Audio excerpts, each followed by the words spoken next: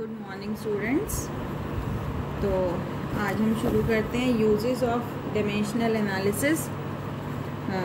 इससे पहले वाली क्लास में हमने डायमेंशंस डिराइव करना सीखा था कि how to derive the dimensions of physical quantities. तो उसमें हमारे पास 3 स्टेप्स थे what we need to do. तो सबसे पहले हमें करना पड़ता था number 1 write the defining equation, फिर express all the quantities on right hand side in terms of basic quantity, और फिर तीसरा हम करते थे उन बेसिक क्वांटिटीज़ की जगह उनके सिंबल्स हम इस्तेमाल करते थे। ठीक है, तो आज हम यूजेस देखेंगे कि where we use the concept of dimensions. Uses of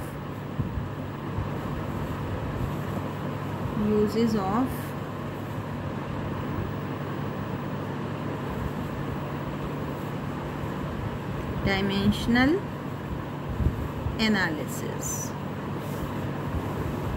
तो 3 यूज़ हैं इसके, 1 बाय 1 हम इनको डिटेल में भी डिस्कस करेंगे। पहले वी जस्ट राइट। तो number 1 to check the correctness of a physical equation, कि दी हुई फिज़िकल इक्वेशन ठीक है या गलत है। This we can check with the help of dimensional analysis. Number 2 to derive the formulae for given physical quantity, कि कोई फिज़िकल क्वांटिटी आपको दी हुई है और आपको ये बताया हुआ है कि ये फिज़िकल क्वांटिटी किन किन फैक्टर्स पर डिपेंड करती है। तो we can derive formulae for that physical quantity. और तीसरा है बेटे conversion of units from one system to other, कि आप यूनिट्स को, मात्रकों को एक सिस्टम, पढ़े थे ना सिस्टम हमने CGS, MKS, FBS, SI, तो आप एक सिस्टम से दूसरे सिस्टम में इन यूनिट्स को कन्वर्ट कर सकते हो। ठीक है, तो अब कैसे करना है इनको यूज़, लेट्स डिस्कस। तो सबसे पहले हम ये फर्स्ट पॉइंट डिस्कस करेंगे। बहुत इम्पॉर्टेंट है, ये तीनों के तीनों एग्ज़ाम में आते हैं, इन पर बेस्ड क्वेश्चंस। और एक बात और कि सभी बच्चे जो है ये YouTube पर जो मैं अपना लेक्चर अपलोड करती हूँ, आप इसे ज़रूर देखा करें। To check the correctness of a physical equation. तो ये वाला जो यूज़ है डायमेंशनल एनालिसिस का, it is based upon principle of homogeneity of dimensions. This is based on, principle होता है बेटे सिद्धांत, प्रिंसिपल ऑफ होमोजीनियटी, होमोजीनियस होता है एक जैसे, होमोजीनियटी ऑफ डायमेंशंस। अब क्या है ये सिद्धांत? According to this principle, according अनुसार, according to this principle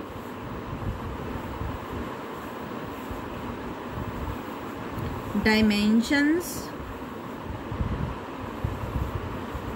of each term on either side of physical equation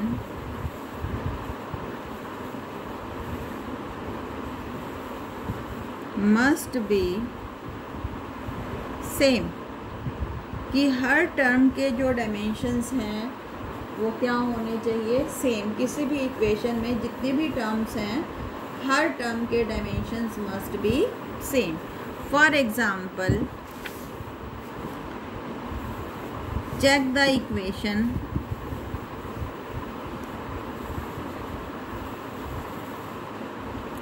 v is equal to u plus A T. इस इक्वेशन को आपने चेक करना है। अब इसमें आपको पता होना चाहिए what is v, what is u, what is a, what is t।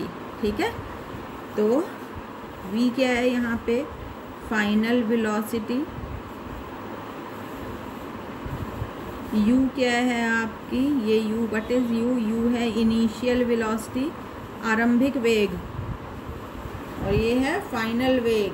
ठीक है, अंतिम वेग, इनिशियल वेग, इनिशियल वेलोसिटी। कोई चीज़ चली है, स्कूटर चला तो स्कूटर जब चला तो उसका आरंभिक वेग u है और अंतिम वेग कितना हो चुका है v। a क्या है, एक्सीलरेशन, त्वरण, और t यहाँ पर है टाइम, समय। ठीक है, तो अब इस इक्वेशन में बेटे 3 टर्म्स हैं, एक ये है, एक ये है और एक ये है। अगर इन तीनों टर्म्स के डायमेंशंस एक जैसे हैं तो ये इक्वेशन ठीक है, और अगर अलग हो गए हैं तो ये गलत है। तो लेट्स सी, पहले इसके डायमेंशंस देखो। v है वेलोसिटी। अब आपको याद रखना है, हमने पीछे वेलोसिटी के डायमेंशंस डिराइव किए थे पिछली क्लास में, और ये आए थे LT-1। तो इस टर्म के डायमेंशंस आ गए LT-1। दूसरी टर्म है आपकी u, ये भी वेलोसिटी ही है, प्रारंभिक वेग है तो वेग ही ना, तो इसके भी डायमेंशंस तो वेलोसिटी वाले ही रहेंगे, LT-1। और तीसरी टर्म है बेटे आपकी a गुना t। अब इसके देखो, a एक्सीलरेशन के डायमेंशंस याद है, क्या निकाले थे हमने, LT-2। गुना में है ये टाइम, तो यहाँ पे एक टाइम गुना में हमें टाइम के डायमेंशंस होते हैं सिर्फ t, मास के डायमेंशन होते हैं सिर्फ m। ठीक है, लेंथ के डायमेंशंस होते हैं सिर्फ l। तो a t के फाइनल डायमेंशंस कितने हैं, यहाँ t की पावर -2 है और ये t की पावर 1 है, तो बच गया -1, l t की पावर -1। तो जो डायमेंशंस v के हैं इस टर्म के, वही डायमेंशंस आपके u के हैं और वही डायमेंशंस आपके a t के हैं। तो इन तीनों टर्म्स के डायमेंशंस एक जैसे हैं। तो इसका मतलब क्या हुआ कि ये जो गिवन इक्वेशन है, दी हुई जो हमें समीकरण है वो ठीक है, गिवन इक्वेशन इज करेक्ट। ठीक है, ऐसे एक और हम करते हैं ताकि अच्छे से समझ में आ जाए। दूसरे आपको चेक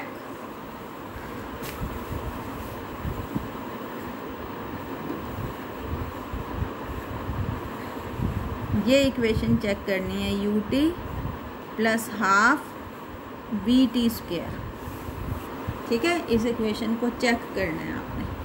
अब इसमें क्या दिया हुआ है, s है आपका डिस्टेंस, दूरी, u है आपका इनिशियल वेलोसिटी, आरंभिक वेग, t है आपका समय, टाइम, v है आपका अंतिम वेग, फाइनल वेलोसिटी। ठीक है, यही है, यही फिजिकल क्वांटिटीज हैं इस इक्वेशंस में। कितनी टर्म्स हैं इसमें भी, 3 है, 1, 2 और ये 3। ठीक है, तो अब ये जो 3 टर्म्स हैं इनमें देखेंगे अब हम क्या क्या डायमेंशंस है। सबसे पहले s है डिस्टेंस, डिस्टेंस मतलब लेंथ है ना, और लेंथ के डायमेंशन सिर्फ क्या होते हैं, l। ut दूसरी टर्म है आपकी ut, ये वाली। अब इसके देखें क्या आएंगे, u है वेग, वेग के डायमेंशन होते हैं LT-1, गुना में है टाइम, टाइम के डायमेंशन है t, t की पावर -1 और t की पावर +1। कट गए, सिर्फ क्या बचा, l। और तीसरी टर्म है आपके हाफ vt²। अब हाफ होता है डायमेंशन लेस, इनके डायमेंशंस नहीं होते नंबर्स के 1 2 3 4 ये जो हैं। तो ये हो गया आपका वेलोसिटी के डायमेंशन हो गए LT-1 गुना टाइम का स्क्वायर है तो t का स्क्वायर, तो ये आए आपके l t की पावर -1 और t की पावर +2। क्या बचे, t की पावर +1, मतलब t की पावर +1 सिर्फ t लिखी जाएगी।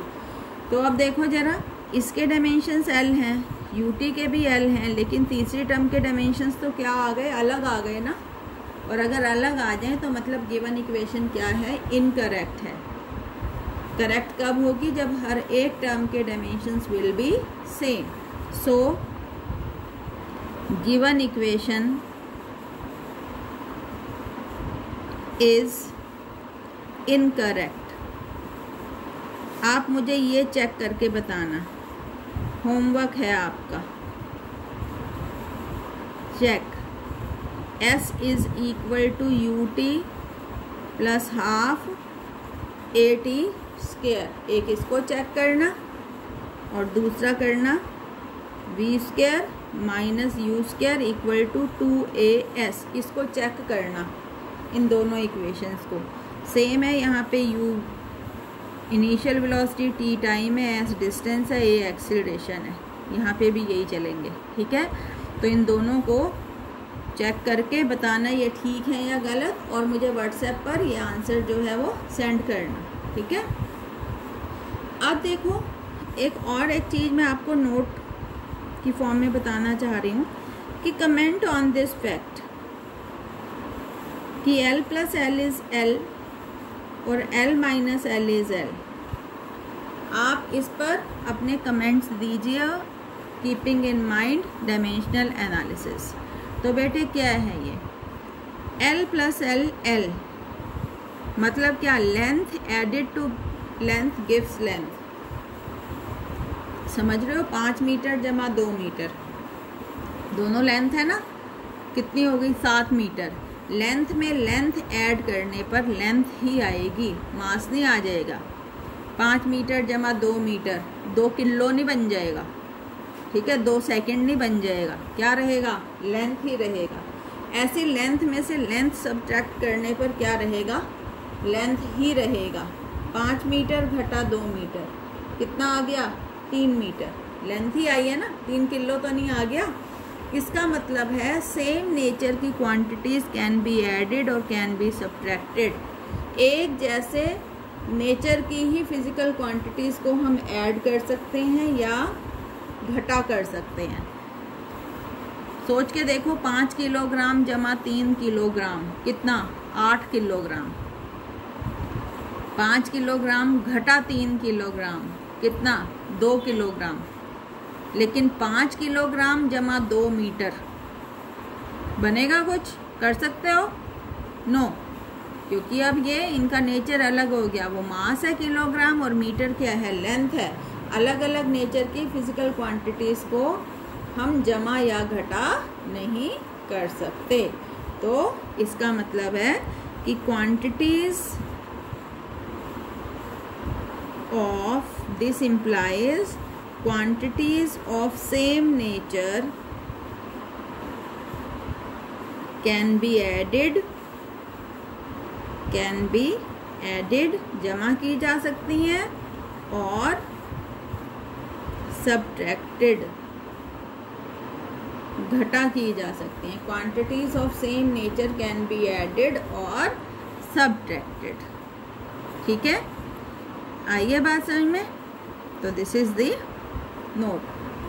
अब इसी पर बेस एक तरीके के और न्यूमेरिकल्स आते हैं कि to find the dimensions of unknown quantities. कैसे, यहाँ देखो बेटे,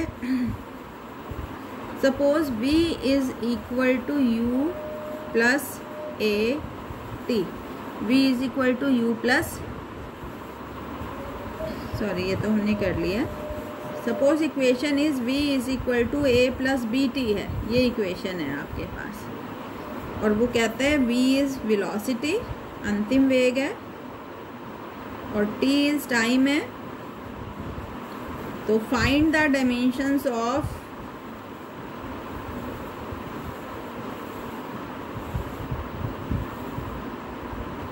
A एंड B। इसमें जो A और B है इसके डायमेंशंस आपको फाइंड आउट करने हैं, ठीक है। कैसे करें, अभी हमने पढ़ा है कि सेम क्वांटिटीज़, जो सेम नेचर की क्वांटिटीज़ होती हैं, हम सिर्फ उनको जमा या घटा कर सकते हैं। अब ये वेलोसिटी है, तो ऑब्वियसली ये भी क्या होगी, वेलोसिटी होएगी, और ये भी मिलके क्या होएगी, वेलोसिटी। वेलोसिटी में जब वेलोसिटी जोड़ेंगे तभी तो वेलोसिटी आएगी, समझ रहे हो। तो मतलब ए के डायमेंशन वही होने चाहिए जो वेलोसिटी के होते हैं, और बी टी के भी मिला के वही होने चाहिए जो वेलोसिटी के होते हैं। तो ए के तो सिंपल आ जाएंगे आपके पास, ए के डायमेंशन सेम होने चाहिए जो वेलोसिटी के होते हैं। वेलोसिटी के क्या होते हैं, एल टी माइनस 1, और बी टी के मिला के भी वही होने चाहिए जो वेलोसिटी के होते हैं। क्या होते हैं वेलोसिटी के, एल टी माइनस 1। लेकिन हमें सिर्फ चाहिए बी के डायमेंशंस, तो बेटे बी को यहीं छोड़ दो, L T minus 1 upon T नीचे आ गया, एल टी माइनस 1, और टी के डायमेंशन होते हैं टी, और टी ऊपर जाके -1 और आ जाएगा, तो ऊपर आ जाएगा एल टी माइनस 2 हो जाएगा। मतलब बी के जो डायमेंशन आए वो क्या आए, एल टी माइनस 2, और ए के क्या डायमेंशन आए, एल टी माइनस 1। आ रही है बात समझ में। तो this is how to obtain the dimensions of unknown quantity। अच्छा एक और देखते हैं हम ऐसे ही।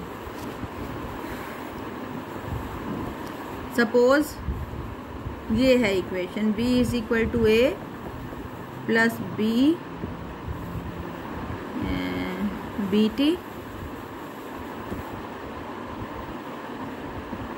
Plus c upon d minus T. Suppose ये है इक्वेशन, ठीक है।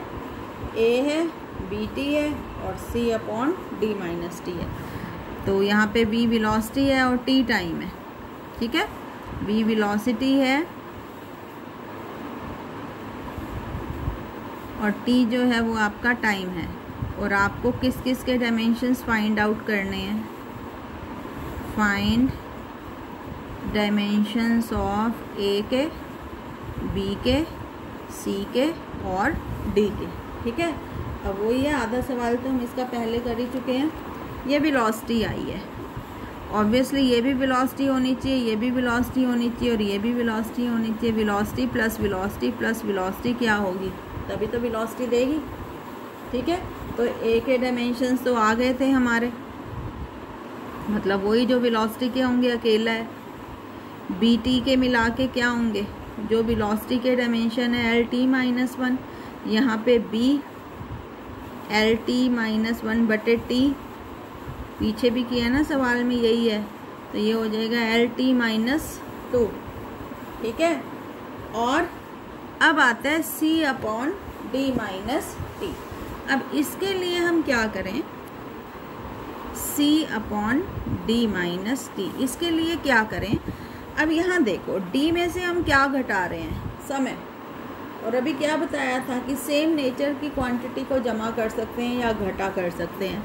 अब d में से टाइम घटा रहे हैं, तो मतलब d भी क्या होना चाहिए, टाइम ही होना चाहिए ना। टाइम में से तो टाइम घटाओगे, तो d के डायमेंशंस आ गए आपके जो टाइम के होते हैं t, और इस पूरी क्वांटिटी के मिला के क्या होने चाहिए, जो वेलोसिटी के हैं, है ना, जो वेलोसिटी के हैं।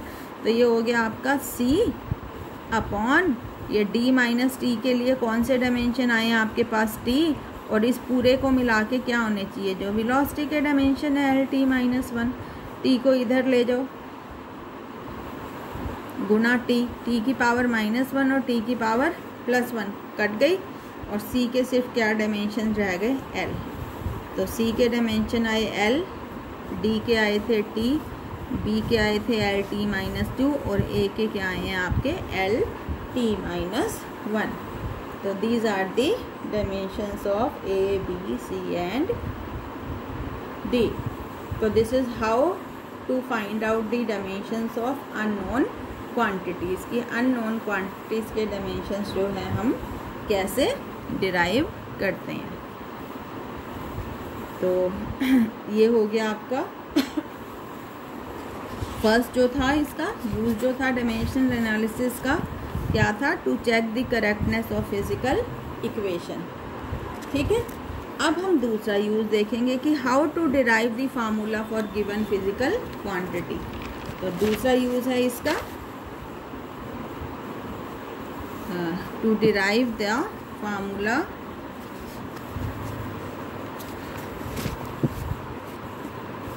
to derive the formulae for given physical quantity। दूसरा है ना, तो if we know the factors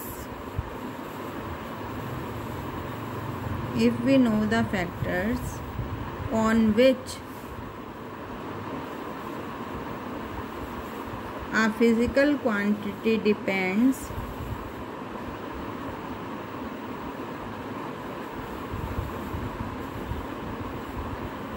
we can derive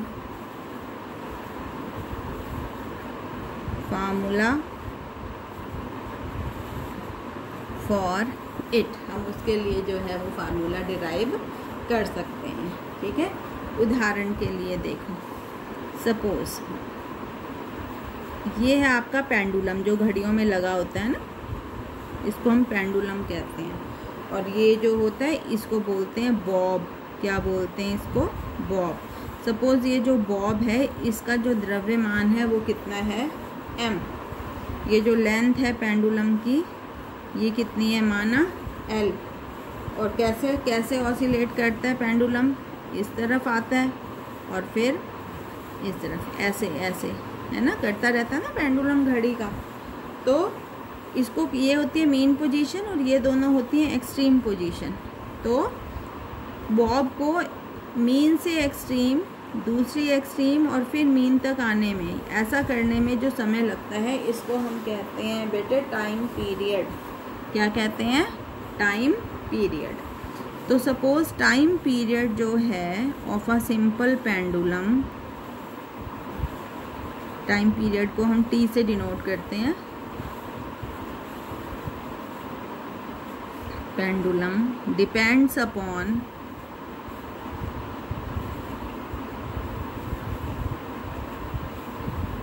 mass m of the Bob पर डिपेंड कर रहा है, सपोज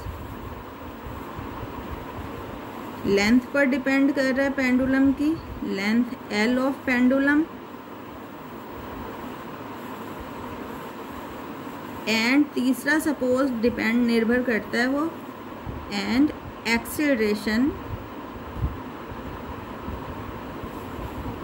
ड्यू टू ग्रेविटी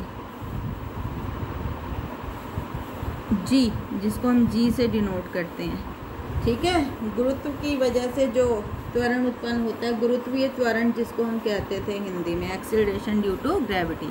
तो ये जो टाइम पीरियड है ये तीन चीज़ों पर निर्भर करता है और आपको टाइम पीरियड के लिए क्या निकालना है? फार्मूला।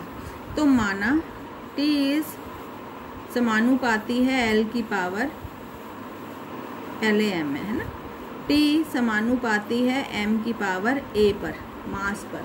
ठीक है, दूसरा किस पे निर्भर कर रहा है? लेंथ पे। t समानुपाती है l की पावर b, ये दूसरी इक्वेशन बनी। और तीसरा किस पर निर्भर करता है? t समानुपाती है g, और सपोज इसकी पावर कितनी हो गई? c। ऐसे हमने मान लिया, लेट किया, ये हमने क्या किया? माना, लेट।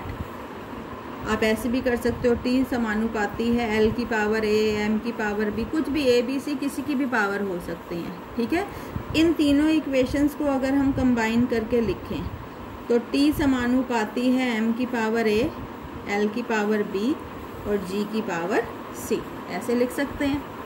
और बेटे फिजिक्स में जब भी ये समानुपाती प्रोपोर्शनल का चिन्ह हटाकर बराबर का चिन्ह लगाते हैं तो एक स्थिरांक लगाना पड़ता है। तो यहाँ हमने इसकी जगह बराबर का चिन्ह लगाया और उसकी जगह एक स्थिरांक, एक कांस्टेंट लगा दिया k, m की पावर a, l की पावर b और g की पावर c। ये है आपकी इक्वेशन फाइनली, जिसमें हम वैल्यूज पुट करेंगे। अब t, m, l और g की जगह हम रखेंगे इनके डायमेंशंस। t है बेटे टाइम, तो टाइम के तो डायमेंशन t ही होते हैं। k हम मानते हैं डायमेंशन लेस है, इसका कोई डायमेंशन नहीं है। फिर आ गया मास, मास के क्या डायमेंशन होते हैं? m, और इसकी पावर कितनी लेनी है? a। फिर आ गया लेंथ, लेंथ के क्या डायमेंशन होते हैं? l, और इसकी पावर कितनी लेनी है? b। फिर आ गया एक्सेलरेशन, है तो एक्सेलरेशन ही ना, याद करो कितने निकाले थे एक्सेलरेशन के, LT-2, और इसकी पावर कितनी लेनी है, c। अब इधर देखो, ना यहाँ m है ना यहाँ l है, तो हम क्या करते थे, m को भी 0, l को भी 0, और यहाँ सिर्फ t है। खोल लो इसको, m की पावर a, l की पावर b, l की पावर c और t की पावर -2c, ऐसे खुलेगा ना पावर। अब l की पावर b और l की पावर c, m की पावर 0 है, l की पावर 0 है, t है, m की पावर a है, l की पावर टोटल आ गई आपकी b जमा c, और t की पावर आ गई -2c। अब जब ये इक्वेशन ऐसी बन जाएगी तो दोनों तरफ हम ये जो पावर्स हैं इनको इक्वेट करेंगे। Equating the powers of m, l and t on both sides।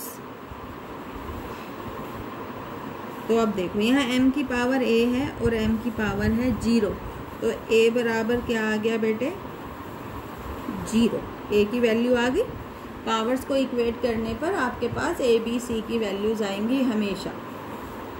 l की पावर b जमा c है, l की पावर 0 है, तो दूसरा आ गया आपके पास b जमा c 0, लेकिन ना तो b की वैल्यू आ रही है यहाँ से ना c की वैल्यू, सो लेट्स वेट। तीसरा आ गया आपका t की पावर -2c है और यहाँ है t की पावर 1, तो ये आ गया -2c = 1, तो यहाँ से c = आ गया -1/2, c आ गया हमारे पास इस इक्वेशन से। इस इक्वेशन से a आ गया, इस इक्वेशन से c आ गया। अब अगर c की ये वैल्यू हम यहाँ डाल दें तो b आ जाएगा, तो ये आ जाएगा b, और c की जगह हम डाल रहे हैं -1/2 बराबर है 0, तो यहाँ से आ जाएगा b बराबर है 1/2। इस तरीके से हमारे पास a, b और c की वैल्यूज़ आ गई। अब इन वैल्यूज़ को हम रखेंगे इक्वेशन a में। Put values of a, b, c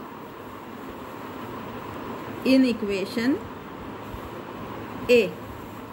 तो अब देखें जरा क्या बनेगी, t बराबर है k, m की पावर a, और a कितना आया बेटे 0, l की पावर b, b कितना आया आपका 1/2, 1/2, और g की पावर आया है c, c कितना आया है -1/2, -1/2। किसी भी चीज़ की पावर 0 1 के बराबर होती है, तो ये तो 1 हो गया, m की पावर 0 मतलब 1, ये आ गया k, l की पावर हाफ, और ये -1/2 है ना, नीचे ले जाएंगे तो +1/2 हो जाएगा। अब l और g दोनों की पावर हाफ हो गई, तो मैं इसको मिला के l/g की पावर हाफ ऐसे ऊपर लिख सकती हूँ, यस। और हाफ पावर क्या होती है बेटे, वर्गमूल को कहते हैं पावर हाफ है, तो l/g का वर्गमूल या स्क्वायर रूट। तो देखो t के लिए हमारे पास एक इक्वेशन आ गई l/g अंडर द रूट। तो this is how we can derive the formula for physical quantity, अगर हमें पता है कि वो किन फैक्टर्स पर निर्भर करती है। ठीक है, बहुत ध्यान से आज का ये चैप्टर, आज का ये लेक्चर देखना है और जो सवाल दिए हैं उसको करना है। एक और होमवर्क का सवाल दे रही हूँ मैं डिराइव करने वाले पे, कि ये कोई बॉडी है जिसका मास है m and it is moving in a circle, गोल धारे में घूम रही है, और इस सर्कल का रेडियस कितना है, त्रिज्या कितनी है r, और किस वेलोसिटी से घूम रही है v। तो इसके ऊपर जो फोर्स एक्ट करता है, बल कार्य करता है, उसके लिए आपको फार्मूला डिराइव करना है। उस फोर्स को कहते हैं centripetal force. Derive formula for centripetal force, centripetal, अब चाहे जैसे भी फोर्स हो, डायमेंशन तो फोर्स के वही रहेंगे, mLT-2, centripetal force if it depends upon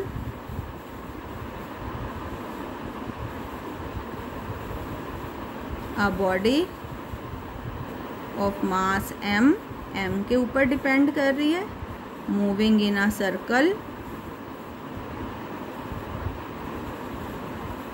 of radius, radius क्या एक तरीके की लेंथ है ना, तो इसके डायमेंशंस l होंगे, विद वेलोसिटी, किस वेलोसिटी से, v।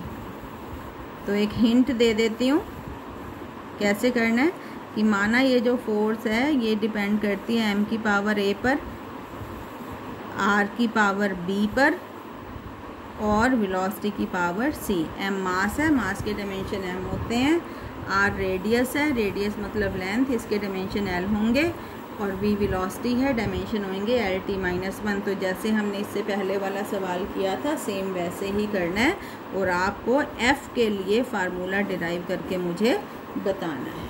ठीक है बेटे, थैंक यू।